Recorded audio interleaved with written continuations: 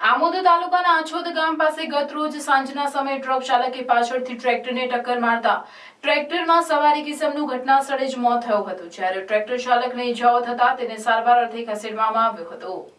Amod police સૂત્રોના જણાવ્યા અનુસાર આમોદ તાલુકાના આછોદ ગામે રહેતા ભરતભાઈ મોહનભાઈ રાઠોડ ઉંમર વર્ષ 54, રહેવાસી રાઠોડવાસ, આછોદ, તાલુકો આમોદ, જિલ્લો ભરૂચનાઓ ટ્રેક્ટર નંબર GJ16DC 1141માં બેસીને આછોદ ગામથી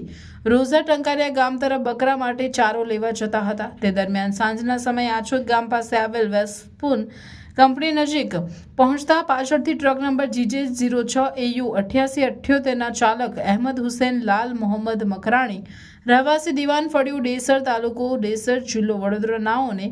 પોતાના કબજામાંની ટ્રક પૂરઝડપે અને ગફલતભરી રીતે હંકારી લાવી ટ્રેક્ટરને પાછળથી ટક્કર મારતા ટ્રેક્ટર રોડની ડાબી બાજુ પલટી ખાઈ ગયું હતું